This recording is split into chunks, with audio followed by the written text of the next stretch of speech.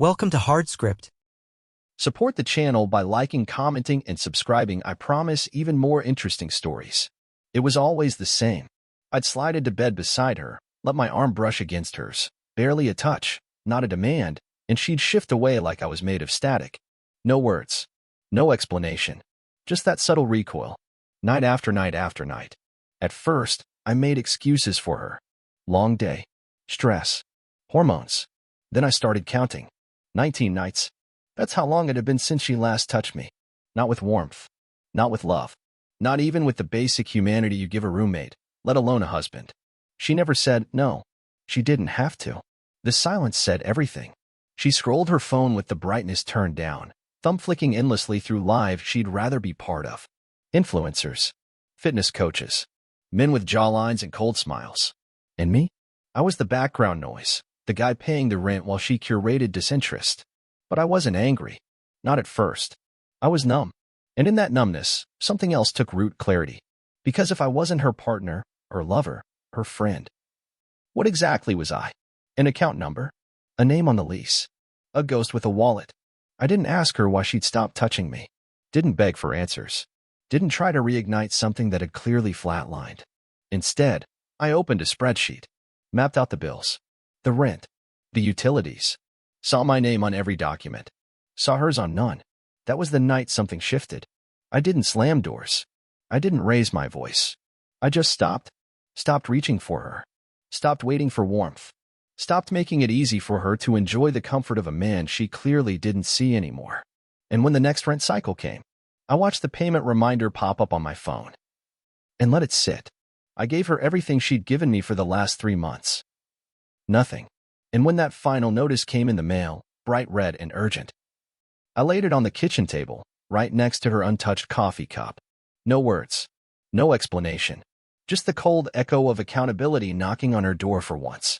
She thought I'd always keep paying. That I'd keep funding the silence while she turned away night after night. She had no idea the man she dismissed was building something behind that stillness. And her face, when she realized what I'd done, said more than any apology ever could. She found the letter that night. Late. I was already in bed. Not on my side, but near the edge, facing away. The space between us had become more than physical. It was silence with a pulse. She walked in, holding the envelope, her voice tight. This came from the landlord. I didn't move. Didn't turn my head. Just said, I saw. She stood there waiting for more, an explanation, a promise, a fix. None came. You didn't pay it? She finally asked. I let the question hang. After a moment, I answered, no. And that was it. No argument. No shouting. Just a man stating a fact, the same way she'd stated hers, night after night, with every cold shoulder, every turn back, every flick of her phone screen in place of intimacy. She left the room. I heard her open cabinets, shuffle papers, check her phone. The next day, she was quiet, studying me, not with affection, with calculation, because something had changed. Not just the rent. Me. I stopped doing the little things. Didn't refill the gas in her car. Didn't grab her favorite snacks at the store. Didn't set her alarm like I used to when she forgot. She didn't say thank you before. But now she noticed the absence. She started getting nervous. Not outwardly. Just in those subtle ways women like her reveal discomfort. A new softness in her voice. A hand resting on my shoulder, quickly withdrawn when I didn't lean into it. Are you okay? She asked one morning. Never better, I said, sipping my coffee. She stared for a second too long. I had stopped reacting. Stopped playing the role of dependable, predictable, always their man. And she didn't know how to respond to that version of me. She thought I was too passive to pull away. Too quiet to push back. But that's the thing about silence. If you weaponize it, it becomes your armor. And once I stopped funding her comfort, she had no idea where to stand. Because for the first time in months, I wasn't trying to touch her. I was letting go. It didn't happen overnight. She still tried to hold the illusion together, woke up on time, made her smoothie bowls, lit candles like she was the main character. But I saw it, the edge creeping in. The rent was past due. A second notice came in, louder than the first. She placed it on the counter, hoping I'd react. I glanced at it, then kept eating. That was her first real flinch. She started asking indirect questions. So, are we behind on stuff? I shrugged. You'd know if you paid attention. She didn't have an answer to that. because for the last 2 years, she never had to. I handled the bills, the insurance, the internet, the heating. She handled brunch dates and skincare hauls. Now, the balance was gone, and she had no idea where to begin. The next move was mine, and I made it surgical. I called the bank, closed the shared card, the one she used for Uber rides and boutique gym classes. No warning, just a clean shutdown. She tried to pay for lunch the next day. Declined. Tried again. Same result. I wasn't there, but I know exactly what that moment looked like. The flash of panic, the awkward laugh, the text that followed. Hey, is there something wrong with the card? I didn't respond. Instead, I opened my own account. Solo. Quiet. Split the phone plan. Changed the Wi-Fi password. Every thread she used to keep her world running. I cut it. Not out of revenge. Out of clarity. She had built comfort on a man she refused to connect with. Now that man had stopped showing up. She started staying home more. Skipping friend outings. I'd catch her staring at her screen like the world on the other side of it was slipping further away. She even cooked once. Said, thought we could eat together. I ate. Said thanks. Went to bed alone. No argument. No chase. Just withdrawal. She used to treat me like an accessory. Now she was realizing the entire apartment was built on a man she thought she didn't need. And for the first time, the cold wasn't coming from me. It was surrounding her. She still didn't think I'd actually leave. Not really. She thought my silence was a phase. That eventually I'd snap out of it, start talking, start paying again, fall back into the role she had written for me. But what she didn't see was that the plan was already in motion. I'd been meeting with a realtor during my lunch breaks. Quietly. Saw 3 places. Signed for the 4th. 1 bedroom. Top floor. No shared walls. No scent of her perfume in the sheets. No cold shoulder waiting under the covers. I scheduled the movers. Booked the truck. Packed my boxes at night while she was distracted by shows she used to watch alone. She didn't notice half my clothes were gone. Didn't question why the dresser drawers looked lighter. Didn't care that the bathroom shelf had 1 towel less. She was so used to me being predictable that my silence felt like background noise, not warning sirens. But I was already gone in every way that counted. I called the landlord, too. Told him I'd be off the lease by the end of the month. Told him she could assume responsibility if she qualified. That part made him pause. I said, she won't. Then I changed the locks. Not to trap her. To protect what little of my peace was left before I walked out. She noticed that one. Did you change the lock code? I looked her dead in the eye and said, yes. She blinked. Why? Because I don't feel safe here anymore. She laughed. Nervously. What are you talking about? I've never hurt you. That's the part that stung the most. Because she truly believed that withholding love, warmth, touch, presence, wasn't a form of harm. It had been slow, quiet erosion, like water on stone. Now the stone had cracked, and I was walking out through it. She tried to touch my arm that night. Soft, careful, like it meant something now. I looked at her hand. You don't get to reach for me when you've been turning away for months. She pulled back. For the first time, she didn't have a comeback. No joke, no insult, no control. I slept soundly that night. Because I knew. The next time she tried that code, the door wouldn't open. Not just the front door. The door to me. I circled the date on my calendar. Not her birthday. Not an anniversary. Just one clean red X on a Thursday, the day I'd disappear. She still didn't know. She was floating through routines like the house wasn't collapsing around her. Still ordering takeout on my card, or so she thought. Still streaming shows on the account I quietly canceled 2 nights ago. She didn't see it. Didn't feel the tremor. But the cracks were spreading under her feet. And I wasn't about to warn her. I scheduled the movers for 7 a.m. sharp. Told them, no noise. No questions. I'd already packed everything, not in boxes with tape, but in suitcases. Strategic. Quick to roll out. Zero mess. The night before, I stood by the door for a second longer than usual. She was on the couch, legs tucked under her, scrolling her phone. Not once did she look up. I said, you need anything? She waved me off like I was the mailman. Perfect. When the movers arrived, I didn't even open the bedroom door. She was still asleep. Peaceful for now. I wasn't interested in a performance. I wasn't interested in closure. This wasn't a conversation. It was an ending. By 9:12 a.m., the last of my things were in the truck. The lock code changed. The garage clicker left in a drawer. I left one thing on the kitchen table. A single sheet of paper. Lease responsibility transferred. Utilities closed. Forwarding address, none. That was it. No name. No note. No plea to be understood. When she woke up, I imagined she walked through the house slow, maybe thinking it was a bad dream. But dreams don't gut the bathroom drawers. Dreams don't clear 2 closets and leave no scent behind. That was reality. Mine. And now, hers. She called me 7 times before noon. No answer. Left 3 voicemails. Still nothing. The last one was different. She sounded shaken. Almost scared. I don't know what you're doing, but we need to talk. You can't just disappear. We live here. You live here. Not anymore. That was the beauty of it. She only realized I was gone once there was no longer anything left of me to hold on to. I wasn't angry. I wasn't bitter. I was free. And the silence that used to fill that apartment? Now it was hers to keep. I didn't block her. Didn't delete her number. Didn't post anything. I didn't need to. The silence did all the talking. And silence, when you've been the one ignoring someone for months, is a mirror that doesn't blink. She sent one last text the morning after I vanished. Can we please just talk? I didn't reply. Not because I hated her. Because she didn't deserve the version of me who once would have. By now, she'd walked through every room in that apartment, looking for signs of me, trying to piece together what had been missing all along. It wasn't just the clothes. It wasn't the accounts, the utilities, the empty side of the bed.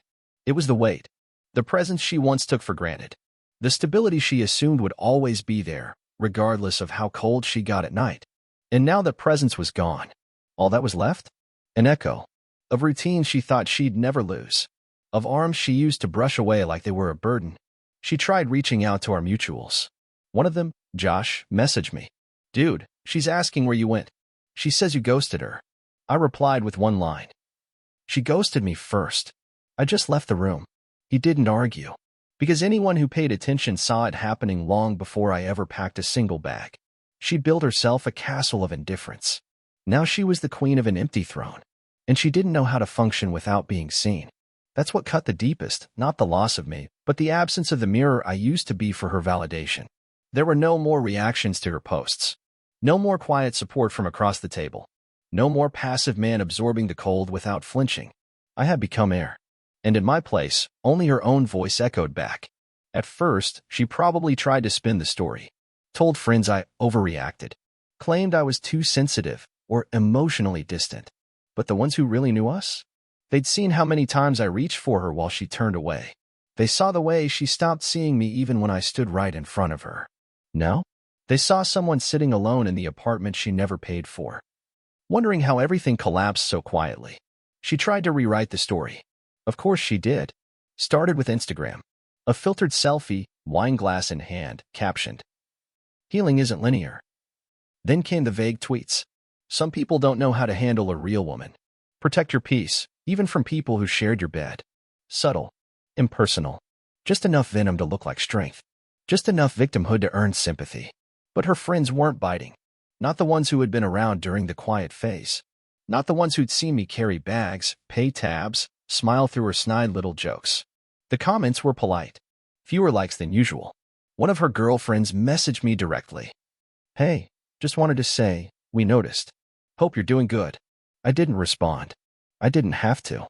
The truth was already leaking through the cracks she tried to seal with hashtags. What she didn't understand was that disappearing quietly comes with a kind of power no post can reclaim. People started asking questions. Did she push me away? Was there someone else? Why did a man who used to orbit her life so tightly just vanish? And more importantly, why didn't he say a word when he left? That silence carried weight. It made people look twice, reevaluate. She tried doubling down. Posted a throwback pic of us, blurred enough to not be obvious. Caption: "Sometimes you outgrow comfort. And that's okay." But the comfort she'd outgrown was paying for itself. And now, she was scrambling. Someone told me she asked to crash with a friend. Just for a few weeks while she sorted things out. That same friend called her out 2 days later. Said she was toxic. Said she emotionally checked out months ago. She didn't take it well. Blocked her. Then unblocked. Then called crying, saying no one understood what she was going through. Maybe they didn't. But I did. Because she had everything. Stability, respect, quiet loyalty. And she crushed it under her own ego. Now, she wasn't mourning the man. She was mourning the control. And the worst part? No one was listening to her version anymore. The first night in the new apartment was quiet, but not lonely. No tension in the air. No back turned to me in bed. No pretending someone might reach for me when they hadn't in months. Just stillness. And that stillness? It felt earned. I unpacked with a kind of precision she never noticed I had. Books, weights, clean lines, everything where it belonged. This space wasn't big. It wasn't flashy. But it was mine. No one else's reflection on the mirror. No one else's perfume on the pillow. Just my life, rebuilt from the ground up. I canceled every shared account. Spotify. Streaming. The grocery delivery she used more than me. Gone. I opened new ones. On my name. On my terms. I even changed gyms, switched to a quieter one across town. Less talk. More iron. More time with my thoughts, uninterrupted by her passive-aggressive texts about me missing dinner again. And something unexpected happened. I started feeling like myself again. Not the version she edited down. Not the one who walked on eggshells hoping she'd look up from her screen. But the version I was before she chipped away at it. The one who worked late not out of avoidance, but ambition. The one who once built a side hustle into a full-time gig, before she scoffed at it at every dinner party. That version was back. Sharper. Colder. Unapologetic. My phone stayed quiet, except for new clients, new emails, new opportunities. She wasn't part of any of it now. And that silence? It wasn't empty. It was focused. I caught myself laughing during lunch one day, real, not forced. No tension in my chest. No waiting for the next sigh, the next cold stare across the table. Just air. Clean. Free. Meanwhile, I heard through someone else that she was between places. That she'd floated from couch to couch, burning bridges without even realizing it. She thought attention would save her. But attention fades fast when there's no truth behind it. No? She was watching from a distance, through fake accounts, probably. But I wasn't watching back. She had front row seats to a life that no longer included her. And that was the punishment she never saw coming. It was a random Thursday. I was grabbing coffee after a client call, heading out with my usual black, no sugar, no noise, when I saw her. She was standing by the window of a thrift shop across the street. Same jacket. Same walk. But slower. Smaller. Like life had shaved her edges down. She didn't see me at first. I stood still. Watched her brows knit as she scrolled her phone, probably looking for someone who still responded. Then she looked up. We locked eyes. No words. No fake smile. Just raw, accidental recognition. Her face didn't crumble. She didn't cry or run or perform. She froze. Like seeing me was a reminder that the world kept turning and I wasn't in hers anymore. She took a step forward. I didn't. She crossed halfway. Stopped 5 feet away. Close enough to speak. Far enough to know she'd lost the right. Hey, she said. I nodded. Hey. She looked down, then back up. You look different. I am. That silence stretched between us like a tape measure. It was her turn to feel the weight of everything unsaid. I didn't think you'd actually leave, she finally admitted. I know, I said. She bit her lip. I didn't mean to shut you out like that. You did. I was stressed. Caught up in stuff. No, I said. You were comfortable. She blinked. Hard. I could see it in her eyes. The moment she realized this wasn't a reunion. This was closure. One-sided. Final. She took a breath like she had more to say. Maybe a speech rehearsed in her head. Maybe some watered-down version of an apology dressed up as insight. I didn't let her speak it. Don't waste it, I said. Waste what?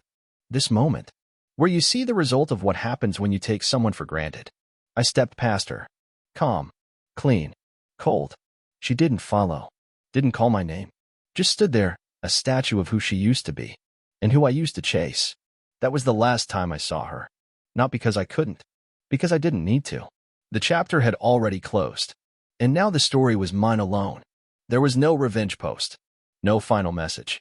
No dramatic statement carved into the internet for her to stumble across. Just distance. Clean. Sharp. Permanent. That's the part she never understood. She expected drama. Closure wrapped in fireworks. She thought I'd rage, chase, fall apart, because that's what she'd seen in other men. But I didn't burn down bridges. I erased them. In the weeks after we last saw each other, I didn't think about her much. Not because I hated her. Because I finally had space to think about myself. I started running again. Signed up for an early 10K, something I hadn't done since before we met. Woke up at 5 a.m., Cold air in my lungs, music in my ears, nothing but forward. And with every mile I put behind me, the past got smaller. So did she. Work picked up. Not just clients, but opportunities, partnerships, speaking gigs, things I used to believe were out of reach because she made it feel like my ambitions were a joke. Turns out, she wasn't laughing anymore. Mutuals stopped bringing her up. Some quietly unfollowed her. A few messaged me things like, "Man, I didn't realize." I didn't respond. They weren't talking to me. They were talking to their own guilt for watching it happen in silence. And her? I heard from someone she moved back home. Something about starting fresh. But she wasn't starting fresh. She was trying to rewind a life she'd already overplayed. Meanwhile, I wasn't starting over. I was stepping forward, one step at a time. No drama. No declarations. No emotional breakdowns. Just motion. And that was the punishment she never saw coming. Because now she wasn't blocked. She wasn't cut off. She was just irrelevant. And in a world where attention used to be her currency, that silence hit harder than any speech ever could. She used to turn her back on me in bed. Now the world was doing the same to her. As for me, I sleep deeper, eat better, laugh louder, and love quieter when the right woman comes. But one thing I never do anymore? Reach for someone who recoils. Because I remember what it felt like to be inches from someone who made you feel like a burden. And now, I know better. I don't fight for space in anyone's world. I build mine. And if they can't meet me there, I leave them in the silence they gave me. Until the echo is all they have left. Drop it in the comments. Hit subscribe. This is where we talk about what doesn't get forgiven.